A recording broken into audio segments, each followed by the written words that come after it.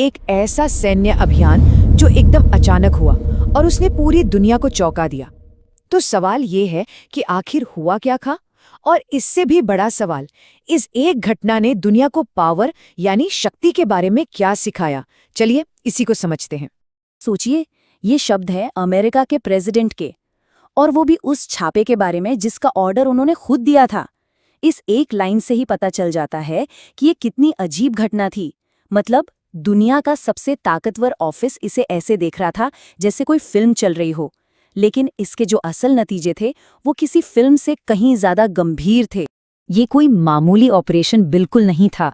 हम बात कर रहे हैं अमेरिकी स्पेशल फोर्सेस के एक हवाई छापे की, जो वेनेजुएला की राजधानी कराकास में रात के अंधेरे में किया गया था। चलिए देखते हैं कि ये सब हुआ कैसे। निशाने पर कौन था? किसी देश के राष्ट्रपति और उनकी पत्नी। और उन्हें पकड़ा कहाँ गया?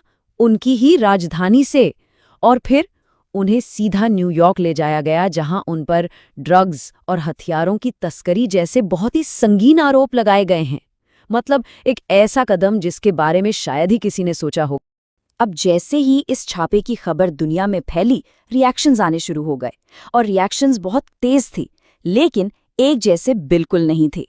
इस एक कदम ने, आप कह सकते हैं कि पूरी दुनिया को दो हिस्सों में बांट दिया था। पूरी दुनिया, आप देखिए, फौरन 3 ग्रुप्स में बट गए। एक तरफ थे चीन, रूस और ब्राजील जैसे देश जिन्होंने इसकी कड़ी निंदा की। दूसरी तरफ इजराइल और अर्जेंटीना जैसे देशों ने खुलकर अमेरिका का साथ दिया। और फिर बीच में थे यूके और जर्मनी जैसे देश जो बहुत संभल कर बयान दे रहे थे। ये जो बंटवारा हुआ, ये अपने आप में एक बड़ी कहानी कहता है। ये बयान है ब्राजील के राष्ट्रपति लूला का, जो इस इलाके की एक बड़ी ताकत हैं। उनके शब्द गौर करने लायक हैं। सबसे मजबूत का कानून। ये शब्द इस पूरी घटना की जड़ तक पहुंचते हैं और सवाल खड़ा करते हैं कि क्या दुनिया एक ऐसे दौर में जा रही है जहां इंटरनेशनल लॉ से ज्यादा मिलिट्री पावर की अहमियत है? अच्छा, अब आते हैं भारत के रिएक्शन पर, जो शायद सबसे नपातुला था।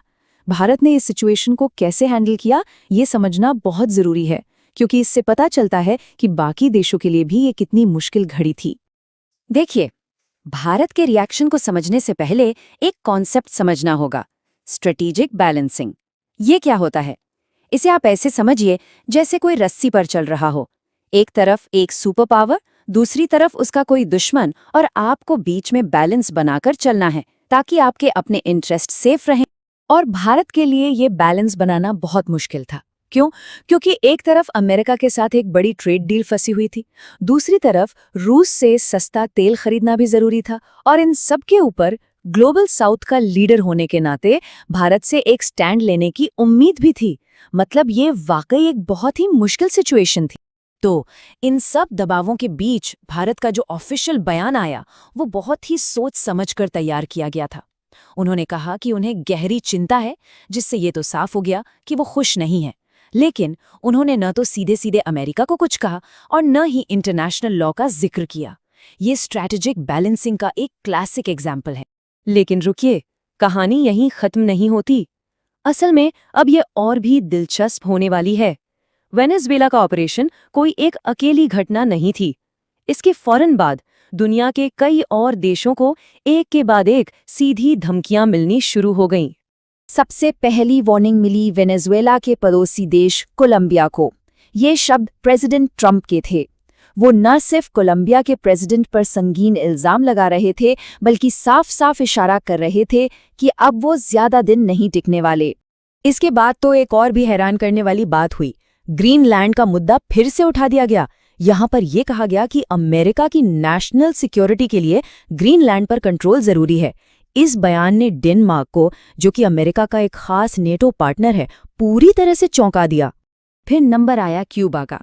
क्यूबा को वार्निंग एक भविष्यवाणी की तरह दी गई। यहाँ मिलिट्री एक्शन की धमकी नहीं थी, बल्कि बड़े आराम से ये कह दिया गया कि वो देश तो खुद ही ढह रहा है, क्योंकि अब उसे वेनेजुएला से मदद नहीं मिल रही। हद तो तब हो गए जब भारत जैसे स्ट्रेटेजिक पार्टनर को भी नहीं छोड़ा गया। रूस से तेल खरीदने को लेकर ये एक सीधी सीधी इकोनॉमिक धमकी थी। इससे ये साफ हो गया कि इस नए वर्ल्ड ऑर्डर ने दोस्त और दुश्मन के बीच की लाइन बहुत पतली हो सकती है। और आखिर में ईरान। वहां चल रहे प्रोटेस्ट के बीच उसे सीधी मिलिट्री धमकी दी गई।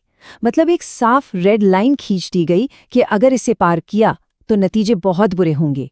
ये दिखाता है कि दूसरे देशों के अंदरूनी मामलों में दखल देने में भी कोई झिझक नहीं थी। और फिर ये एक लाइन, जब उनसे पूछा गया कि वेनेजुएला का इंचार्ज कौन है, तो प्रेसिडेंट ट्रंप का जवाब था, हम इंचार्ज हैं। बस ये एक वाक्य उस पूरी सोच को, उस पूरे एटीट्यूड को बयां कर देता है। ये दुनिया को बताने जैसा था कि अब नियम अमेरिका ही तय करेगा।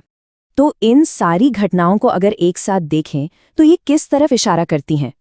ऐसा लगता है कि हम दुनिया में पावर के समीकरणों में एक बहुत बड़ा बदलाव देख रहे हैं। ये इंटरनेशनल रिलेशंस में एक बिल्कुल नए चैप्टर की शुरुआत हो सकती है। तो कुल मिलाकर मामला ये है कि दुनिया को चलाने के दो अलग अलग तरीकों के बीच एक टकराव चल रहा है। एक तरफ है मल्टीलैटरलिज्म, मतलब जहां सब देश मिलकर नियम बनाते हैं, समझौते करते हैं। और दूसरी तरफ है यूनिलैटरल एक्शन, मतलब माइट इज राइट, जहां एक ताकतवर देश अपने फायदे के लिए अकेले ही कोई भी कदम उठा लेता है। और वेनेजुएला वाला ये जो पूरा किस्सा है वो इसी टकराव का परफेक्ट एग्जाम्पल है। और यहीं पर आकर हम एक बहुत बड़े सवाल पे रुक जाते हैं। अगर दुनिया सच में जिसकी लाठी उसकी भैंस वाले कानून की तरफ बढ़ रही है, तो आने वाले वक्त में नियम बनाएगा कौन? और हम सब पर, बाकी दुनिया पर इसका क्या असर पड़ेगा?